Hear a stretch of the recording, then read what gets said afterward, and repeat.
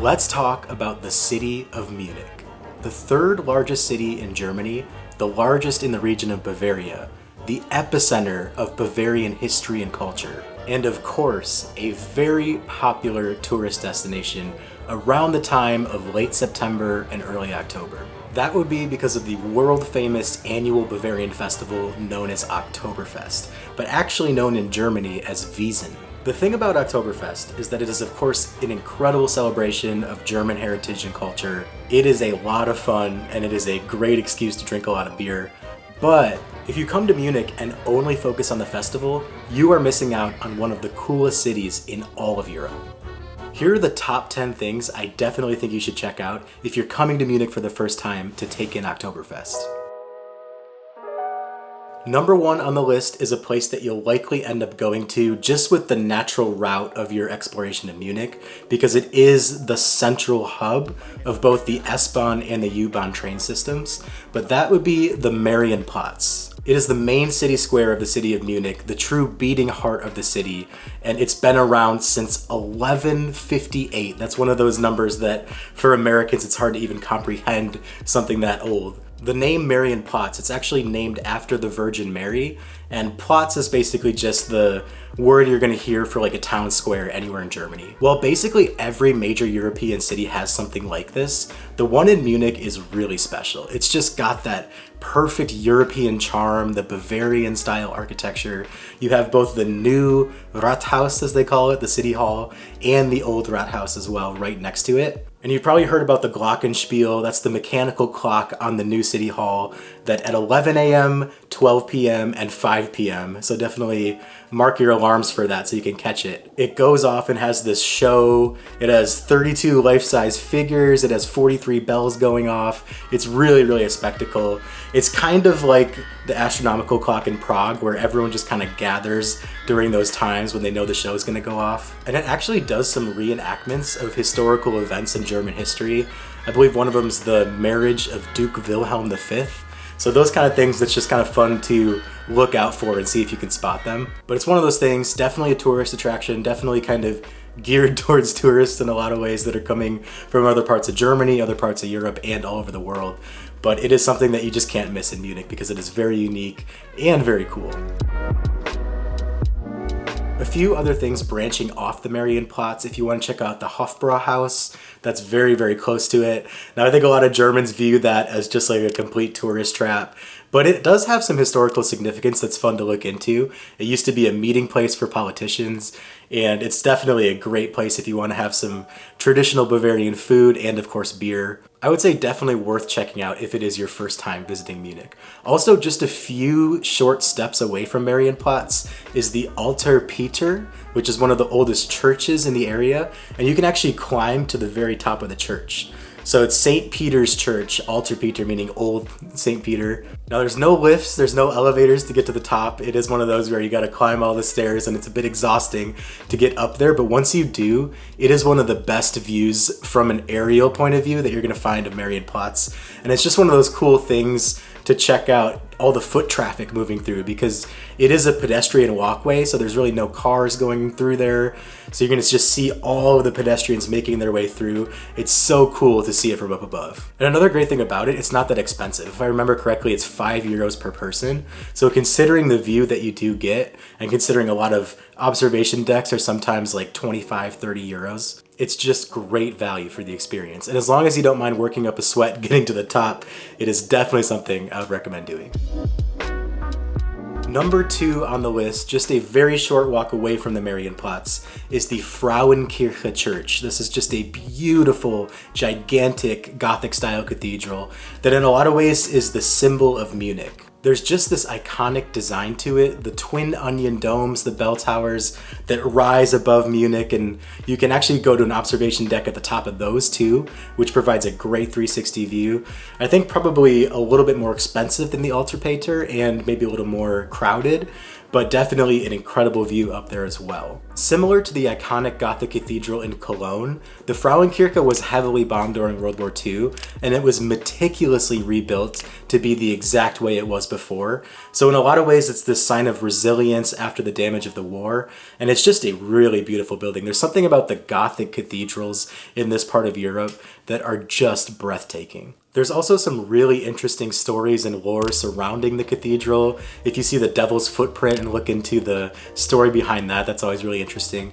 And there's this row of really good restaurants that's just right behind it too. So it's a great way to get maybe a little bit off of the tourist hotspot of Marienplatz, where you're gonna have the most expensive prices and kind of the tourist trap restaurants. There's some really, really good ones just over there on the other side. Moving on to number 3 on the list, the vast, incredibly gigantic urban green space known as the Englischer Garten, or English Park. This is actually one of the largest urban parks in the entire world. And I think it's really funny because whenever you talk to someone from Munich or even from other places in Germany, one of the things they mention all the time about the Englischer Garten is that it is bigger than Central Park in New York City. And that's just, I don't know why that's funny to me, but it's always like the number one thing that comes up. But it is true, they're not lying. This park is bigger than Central Park in New York City and bigger than most parks you're gonna find anywhere else in the world. It is a great place to go for a long walk. It is so expansive. It just goes in every direction. So you can really kind of quiet your mind and get away from the tourist crowds. Even if you are going around Oktoberfest and there are, more tourists in town, there's gonna be more tourist traffic everywhere. The Englischer Garden is big enough that people are spread out and you just really feel like you can take some time, take some space, and feel like you're not overwhelmed by all the stresses of the city. You can't really say too much more about parks because it's a park, but there's a few landmarks you can check out, like the Chinese Tower. But for the most part, just going for a walk and kind of getting lost in there is the best part about the Englischer Garten. Moving on to number 4 on the list, which is actually located in the Englischer Garten, kind of right where the park starts. That would be the Eisbach Welle, or the Eisbach Wave. This is something that you just can't miss if you come to Munich because it's so unique. You are not going to find something like this anywhere else in Europe, really anywhere else in the world. You don't hear the term urban surfing very often, but this is a place where there is a man-made wave. It's kind of a stationary wave that's created by a concrete ledge.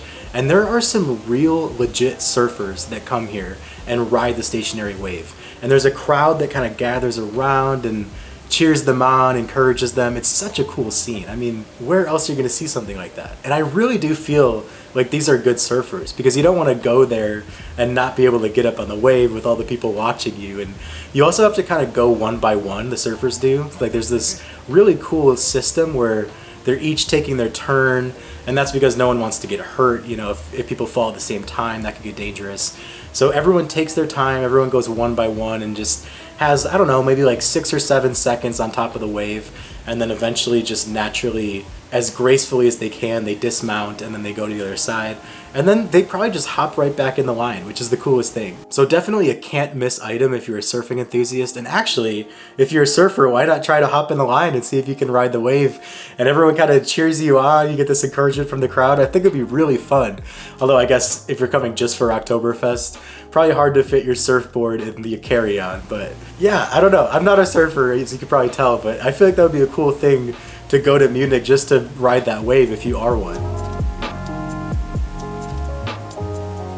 Moving right along to number 5 on the list, one of the coolest aspects of being in Europe is to see the palaces, to actually be able to go into these magnificent residences where all of the dukes and kings and everybody lived. So the Munich Residence is what you want to check out in Munich. And I think it's so cool too because all 5 of what I've mentioned so far, very walkable. You could walk to all 5 of those things within one day, no problem whatsoever. So it's a very walkable city, and the public transportation in typical German fashion is just awesome. So the Munich Residence, actually one of the most significant palaces in Europe because it served for such a long period as the main residence of the kings of Bavaria, as well as everyone else in the ruling class. So the dukes, the electors, the families, I mean, just a massive, massive complex where everybody was located. And of course, it's beautiful, it's ornate, it's magnificent. Why wouldn't it be if it's the home of kings and very, very powerful people. There's all sorts of architectural styles in there. There's Baroque, there's Renaissance, there's Rococo. You'll notice in a lot of the different rooms, it can even be different. I always think that's one of the coolest things about whether it's the Munich Residence or just any palace you'll find in this region of Europe. It seems like every single room that you go into looks completely different from the room you were just in. And I can't really think of many other places that are like that. I mean, usually everything has its own style or its own theme as far as the entire place, but when it comes to these palaces, they were going all out and they wanted every room to tell its own story. Number 6 on the list, which I actually probably should have put closer to the Marienplatz because it's right next to it, would be the Viktualienmarkt. Now, I speak a little German. I don't know how I did on that one. Probably not so good, but it's this really cool market. I mean, it's got everything. It's got cheeses, meats, there's delis, there's bread bakers, there's coffee, there's anything you can imagine in a market, and most of it's kind of outdoor, so it's a beautiful way to enjoy kind of the last part of the nice weather in Germany, because if you're there for Oktoberfest, end of September, early October, it's that transition period where it's still really, really nice out, but you're not too far away from the harsh winter. So you'll definitely see all of the locals in Munich going there for their shopping as well. And that's just such a cool aspect of European life, especially in these cities. It just seems like everyone shops local. There's a lot of people that would prefer to go to someone who specializes in whatever it is, bread, cheese, wine, and buy from them rather than going to a supermarket. Although there are supermarkets in Germany. They're quite famous for a few of them, Rewe, Lidl, Aldi. But the Viktualienmarkt, there's no doubt that a lot of the locals in Munich go here for a lot of their shopping, and you can just find so many delicious things. It's not really tailored to one category. There's also great bars and restaurants just kind of lined around the outskirts of the market too. So you can go there and people watch, kind of like I was talking about in the Marienplatz. Sometimes it's just fun in these European cities to watch the world go by, because there's just this rhythmic nature to it, this almost meditative nature, and it's just so cool. So highly recommend, even if you're not buying anything, because I take it if you're going for Oktoberfest, you're not going to be cooking at home too much. But even if you're going there to just take it all in, it is just an awesome place to spend the afternoon. Number 7 on the list, the very first item on the list that is actually not walkable in that central Munich area. But with that said, I also mentioned the public transit is just awesome. It's very easy to get up here on the U6 train on the U-Bahn. That would be Allianz Arena, which is home to FC Bayern München, the biggest and most successful club in all of Germany. And because of that, they have the most incredible stadium. They offer tours, which we actually did take a tour when we were there. It's so cool to see just the ins and outs and everything, and how they've really kind of modernized it from where it was, but they're still kind of keeping the history at the same time. It is one of the largest soccer stadiums in the entire country. It hosted a number of really important matches for the European Championships in 2024. And it's actually hosted a number of NFL games. So if you're an American coming into Oktoberfest, you probably know that already, that there have been some American football games played there, which I just think is the coolest thing. Now, unfortunately, if you're visiting Munich for Oktoberfest in 2025, there is not going to be an NFL game this year because they're playing the NFL game in Berlin for 2025. But there are a few home games for Bayern Munich. One of them is on September 26th, which is kind of right in the midst of Wiesn, of Oktoberfest. They have a home match against Bremen, so that would be a great opportunity to check out a game. And if you wanted to stay a little bit longer after the festival is over, October 18th, they are hosting what is known as Der Klassiker. It's kind of like El Clasico, but in German. This is Bayern Munich against Borussia Dortmund, the two most successful clubs. They have a very heated rivalry. They're from basically opposite ends of the country, one in the northwest and one in the southeast. So it's this great rivalry, yellow and black against red and blue. Just the colors and everything have a great clash to them. Probably not a cheap ticket, but if you are someone that loves sports and wants to see the real spectacle that Allianz Arena can pull off, October 18th, a few weeks after Oktoberfest ends, Der Klassiker, right there in Munich.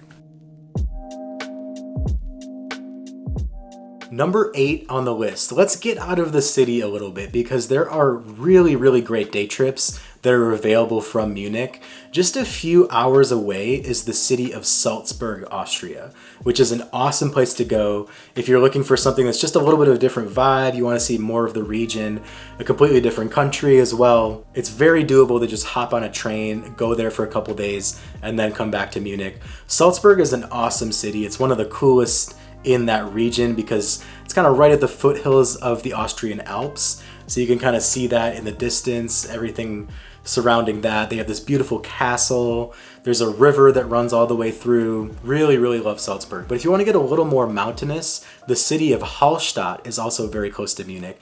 I think actually closer to Munich than Salzburg would be. This is one of Europe's true fairy tale towns. Now, there's no getting around the fact that it's gotten very, very popular in the past few decades. So if you're going around Oktoberfest when there's going to be so many tourists in the region, odds are you're going to have to work through a lot of tourist crowds there, but it can be very worth it. It's just one of those places that it looks like you're in the midst of a postcard. You're going to be thinking the whole time, how is this place real? Definitely get way more mountains than you would in Salzburg. And it's just gorgeous. I mean, it's absolutely incredible. If you're looking to stay in Germany and check out more of Bavaria, would definitely recommend the Castle of Neuschwanstein. Now, this is again another one that's become very popular with tourists. I don't know why this is. It could just be because it's on the Romantic Road, which is this path that goes all the way through Germany and sees a lot of the most beautiful regions, or at least the best of what the regions have to offer as you work your way up the country. That's where the Romantic Road starts. So for whatever reason, a lot of Americans and a lot of Asians seem to really, really love Neuschwanstein.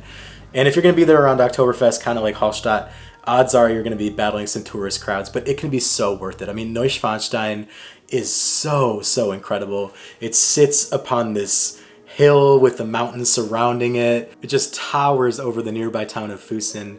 Incredible views everywhere you look.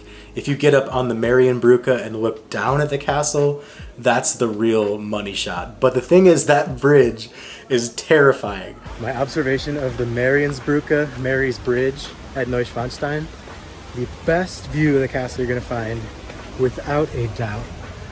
The one thing is that it's a little scary. These planks that they have, they move down when you step on them, and there's so many people on this bridge. Actually, there's less than when we were here before. I could not believe the sounds that bridge was making as we were walking across it. I was like, oh my God, just please hold on. I don't know how old that bridge is. I don't know how often they check on it. I would think very often because of the amount of tourists that come through, but it's very rickety. It's worth it once you see what you're looking at, looking back at it actually goes above the castle.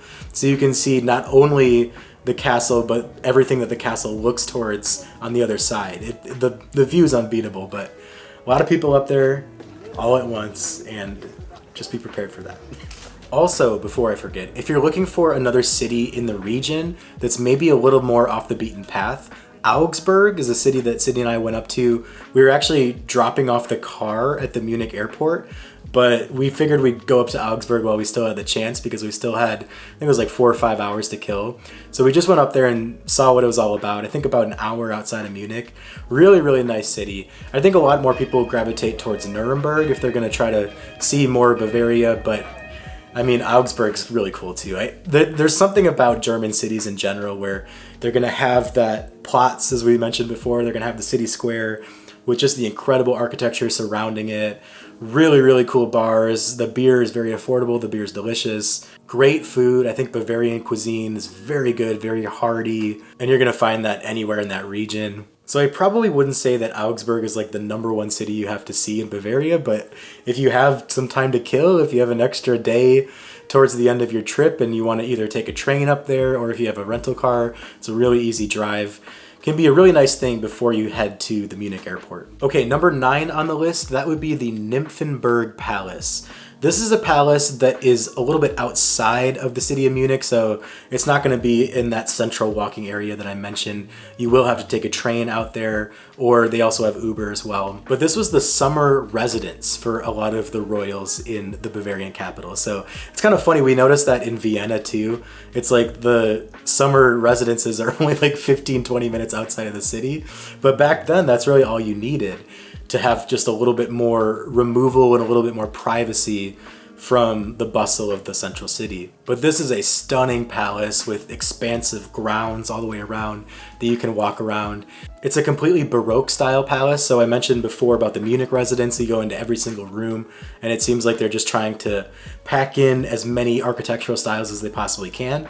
With the Nymphenburg Palace, it's a little bit different. It's definitely got one style, one architectural design in mind throughout the whole facility. They also have a really famous collection of porcelain in there, so a lot of cool artifacts as you're walking through. And yeah, just the ground surrounding the Nymphenburg, it is something special and very similar to what you'll see in the Schlosses. That's what the palaces are called in German. The Schlosses in Vienna, very similar to that, just how it's a little bit outside of the city, but that used to be where the royals and kings could just kick up their feet and relax. And finally, number 10, since it is that time of the year, let's talk about Oktoberfest itself, because this is the largest festival in Bavaria, largest festival in Munich, and the reason that a lot of tourists come into the city during this time of year. So as I mentioned before, the festival actually is called Wiesn, and that's what the fairgrounds are called. It's going to be very accessible if you're going over to that area to use the U-Bahn to get over there from Marienplatz. If you're staying in the central area, it's just a very, very short train ride away. It can get crowded, obviously, especially during peak times, but the nice thing is because the festival is so long, starting on September 20th and going all the way to October 5th, there is kind of this spacing out that makes it not so crazy like you'll see at a lot of festivals that are only 2 or 3 days long. This tradition began all the way back in 1810, and it was originally a celebration of the marriage of Crown Prince Ludwig to Princess Teresa. But then it just evolved into this, they call it Volksfest, basically, where all the German people come and gather together and celebrate German heritage. I don't think a lot of people realize this before, but it kind of has aspects to what we see in the US with like state fairs.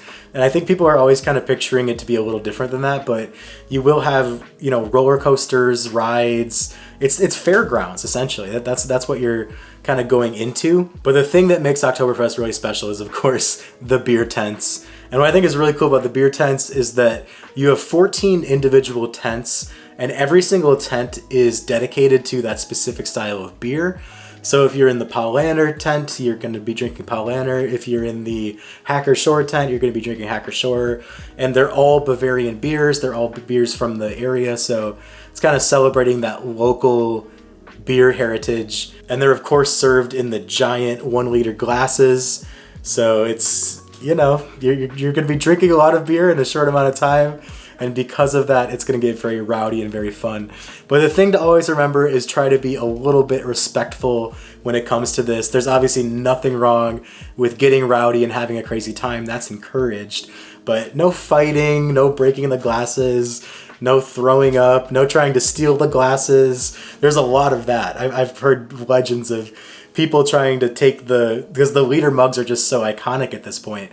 So trying to take them and, you know, put them under their shirt as they're going out, but they're going to catch you, and it's usually just like they're going to grab it and not even acknowledge you. So they're very used to this happening, but yeah, don't be that guy. Don't try to steal the mug. Something that I didn't realize until we actually were in Germany during this time is that every city in Germany has their version of Wiesn, but it's just that Munich Oktoberfest, it's the one that is the most popular and the most famous.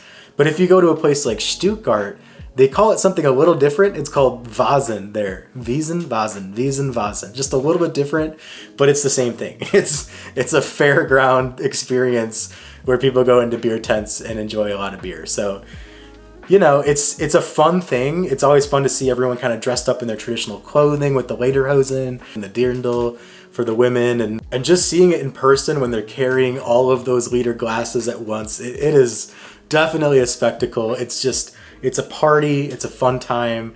It is a great reason to visit Munich. But hopefully this video has provided a few other things that you might want to check out while you're there, because this is not the only reason to visit Munich. It's just one of the great traditions of the city. So have fun, be well, be safe, enjoy Oktoberfest, and enjoy the beautiful city of Munich.